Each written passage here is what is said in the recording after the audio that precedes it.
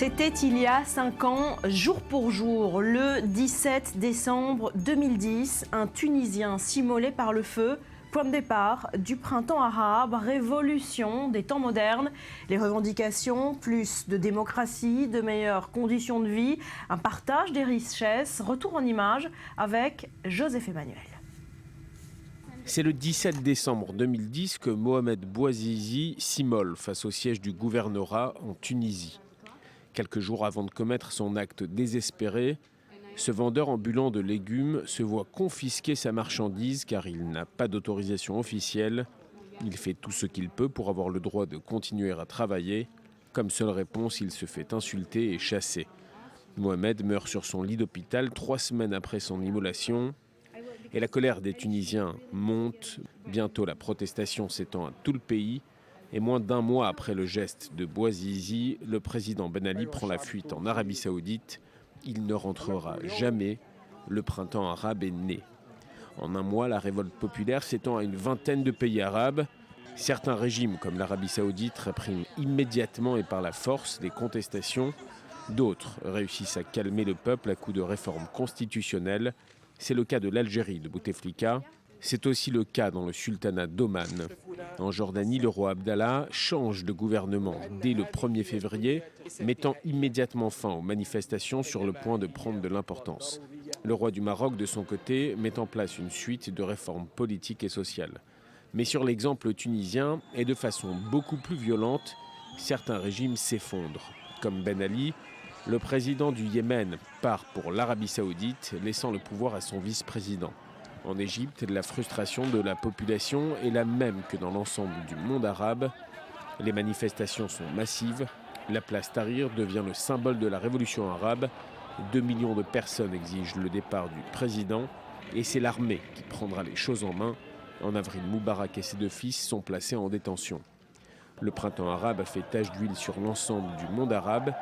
Mais 2 pays se détachent de l'ensemble, la Libye et la Syrie, qui connaîtront également leur printemps, mais cette révolution se transformera en véritable guerre civile.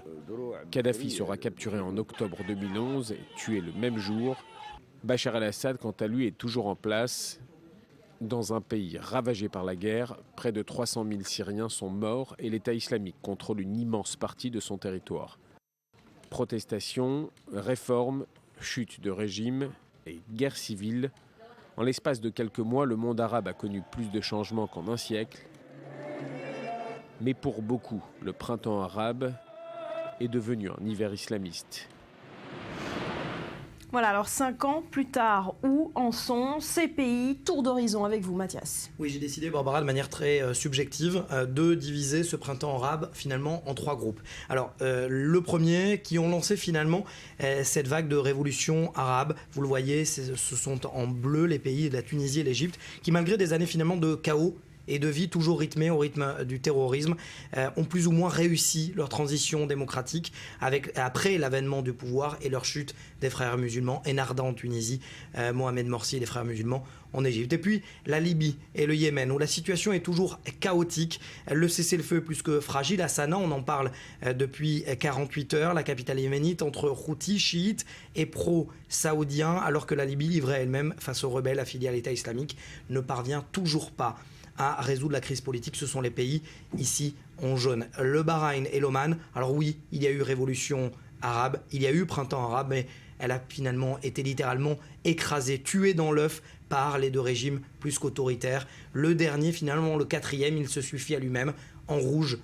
Syrie rouge, sans faire de jeu de mots, terre de sang, tout simplement parce que c'est un pays toujours plongé dans cette guerre fratricide depuis 2011. Joseph parlait de 300 000 morts, toujours pas d'avenir dans la résolution du conflit, même si, alors je l'annonçais hier, une réunion d'urgence de crise, demain encore et toujours, le marathon diplomatique qui se poursuit à New York. Alors, pour tenter de résumer, c'est difficile parce que finalement chaque pays est différent, mais tout de même, pour résumer, ces printemps arabes, 2 mots, peut-être, à retenir, État islamique. État islamique en français, Daesh en arabe. En tout cas pour la plupart des pays concernés. Les armes libyennes mises en circulation populations, très vite après la chute de Kadhafi, se sont retrouvées dans le Sinaï, territoire qui n'a jamais aussi bien porté son nom que le no man's land sécuritaire. Et finalement, le renforcement depuis la chute du régime libyen de ces groupes liés, ces rebelles, ces Touaregs, tous ces groupes de Bédouins liés à l'État islamique. Que dire de la Syrie finalement, où la plupart des djihadistes de retour de combat, ces mêmes djihadistes qui combattaient les boys américains en Irak, se sont retrouvés dans les prisons syriennes et libérés par le régime d'Assad dès le début des premiers débordements. C'était Hadera à la frontière jordanienne, ces djihadistes qui ont retourné leurs armes contre le régime d'Assad et contre le monde entier finalement, des djihadistes qui vont former leur future génération de terroristes que l'on retrouve aujourd'hui toujours en Tunisie et qui tentent toujours de déstabiliser les régimes en question. Voilà, le chaos toujours de mise au Moyen-Orient, 5 ans après ce printemps arabe. Merci Mathias, c'est juste.